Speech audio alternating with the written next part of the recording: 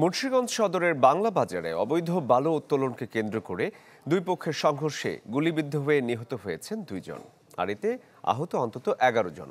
Police জানায়, মেঘনা নদীতে বালু তোলা নিয়ে দুপক্ষের বিরোধ দীর্ঘদিনের। এর জের ধরে সন্ধ্যার পর সংঘর্ষে জড়ায় তারা। এ সময় উভয় পক্ষের গোলাগুলিতে আহত হন বেশ কয়েকজন। আহতদের উদ্ধার করে মুন্সিগঞ্জ জেনারেল হাসপাতালে নেওয়া হয়। সেখানে গুলিবিদ্ধ 2 জনকে মৃত ঘোষণা করেন চিকিৎসক। স্থানীয়রা জানান, থেমে থেমে এখনো উত্তেজনা চলছে, আর এখনো ঘটনাস্থলে পৌঁছায়নি পুলিশ। দর্শকের নিয়ে আরো বিস্তারিত খবর জানাতে মুন্সিগঞ্জ থেকে সহকর্মী শুভ ঘোষ আমাদের সাথে যোগ দিয়েছেন। জি শুভ, যারা নিহত হয়েছেন তাদের পরিবারের সাথে কি কোনো কথা হয়েছে কিনা, পারিপার্শ্বিক সব মিলিয়ে অবস্থাটা আমাদেরকে একটু বলবেন। আসলে দেখুন, এই ঘটনায় কিন্তু অনেকটা আসলে থমথমে পরিস্থিতি বিরাজ করছে সেই চরাঞ্চল এলাকাগুলোতে। এখানে নিহতের স্বজনদের পক্ষ থেকে যারা এসেছে, আমরা তাদের পরিবারের সদস্যদের সাথে কথা বলেছি। তারা বলছে যে কেউ বালু উত্তোলন করেছে, কিংবা কে কাজে নিয়োজিত, কিংবা কেউ মেঘনা নদীতে আসলে মাছ ধরছিল।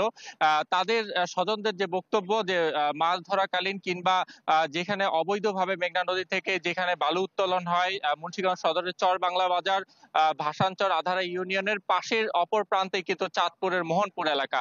আইন শৃঙ্খলা বাহিনী বলছে যে চাঁদপুরের মোহনপুর এলাকাতে কিন্তু এই সংঘর্ষের ঘটনা ঘটে। তবে যারা এই ঘটনায় নিহত হয়েছে তাদের স্বজনরা বলছে যে সেখানে কাজ করাকালীন সময় কিন্তু হঠাৎ করে অন্ধকারে স্পিড বোট যোগে বেশ কয়েকজন এসে কিন্তু আকস্মিকভাবে তারা গুলি ছোড়ে, এবং সেই গুলিতে কিন্তু আসলে বেশ কয়েকজন আহত হয়। এরপরে কিন্তু ঘটনাস্থল থেকে 2 জনকে উদ্ধার করে মুন্সিগঞ্জ জেনারেল হাসপাতালে নিয়ে আসা হয়েছে। এর মধ্যে কিন্তু একজনের নাম পরিচয় শনাক্ত করতে পেরেছে স্বজনরা, তার নাম রাসেল ফকির। তবে আরেকজনের পরিচয় কিন্তু শনাক্ত করা যায়নি। তবে এই ঘটনায় আসলে যারা আহত হয়েছে তার বেশ কয়েকজন আহতের কথা বলা হলো। এখন পর্যন্ত কিন্তু জেনারেল হাসপাতালে একজনকে নিয়ে আসা হয়েছে, আয়ুব আলী নামে। তাকে কিন্তু গুরুতর আহত অবস্থায় ঢাকার পঙ্গু হাসপাতালে রেফার করেছেন চিকিৎসকরা।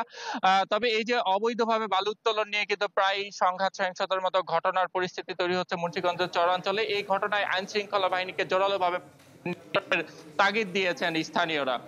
জি জি শুভ, ধন্যবাদ আপনাকে আমাদের সাথে যুক্ত হওয়ার জন্য। প্রয়োজনে ফিরবো আবার আপনার কাছে।